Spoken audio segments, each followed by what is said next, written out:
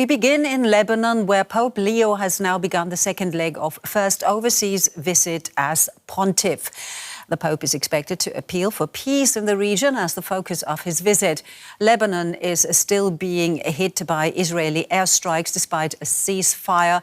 Lebanon is a Muslim-majority country, but around a third of the population are Christians. Crowds gathered to welcome the Pope hours before his plane touched down, and they're still here, as we can see here in those live images.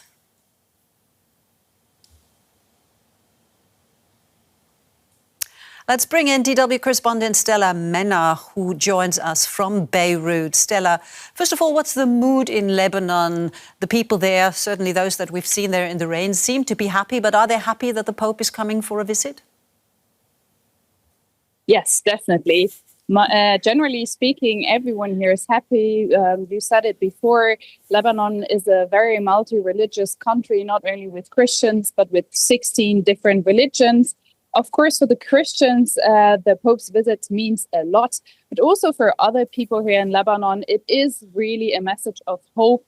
I have talked to many people beforehand, and they said after all these hard years Lebanon has gone through and the war recently, they are just welcoming the fact that an important political and religious figure is coming to Lebanon, and that this is an honor to receive such an important person. And people here also feel like that now the international community will look one more time towards Lebanon due to his visit, and that people maybe then also can address their political and social concerns.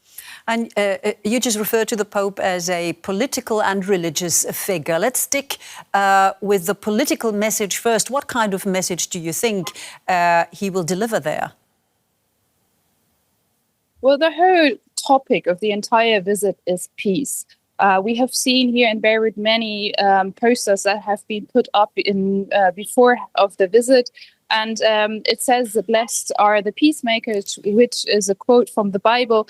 And the entire visit is framed around a message of peace. And this is really what people are longing for here in Lebanon. We do know that the Pope doesn't really have political diplomatic influence, but it is yet still an important sign also to political countries who are involved in the war and in the conflict.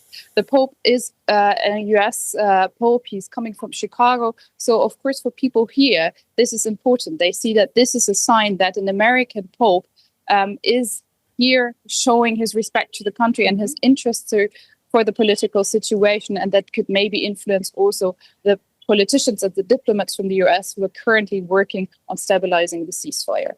And as we were listening to you, Stella, we also saw live pictures of a kind of welcoming ceremony with an animated white dove flying off. So the topic of peace certainly also visible there. But is the ongoing conflict between Israel and Hezbollah, is that going to impact the pontiff's visit? Certainly, in a way. I mean, Israel has said before that, of course, they're going to respect the Pope's visit. And so we're not expecting any bombardment or any attack in the upcoming days. But it certainly has an impact on people's mood here. In South Lebanon, the region that is still heavily targeted by the Israeli army, there are also some Christians living there. There are around 20 villages, Christian villages in South Lebanon. And the mood of the people there is a little bit different from the rest of the country. I've spoken to some Christians from Al-Mashab, for example, one village in the south, and they told me that they are disappointed that the Pope is not coming to the south because they really need the message of peace more than all the other people in Lebanon, because they are really the Christians that are daily affected by the war. So they are really disappointed that the Pope will only visit the northern parts of Lebanon. And there you're already given away where he will spend the next days in the north. Just very briefly, Stella, what's on the agenda? So for tonight, the Pope is going to Babda, that's close to Beirut, to visit the presidential palace. And he's then expected to give a speech, and people here in Lebanon are really looking forward to his words. He will also visit the famous Harissa statue in the mountains of Lebanon. And then on Tuesday, the highlight for many, many people here is the Holy Mass in the front, in the waterfront, near the situation where the blast happened near the port.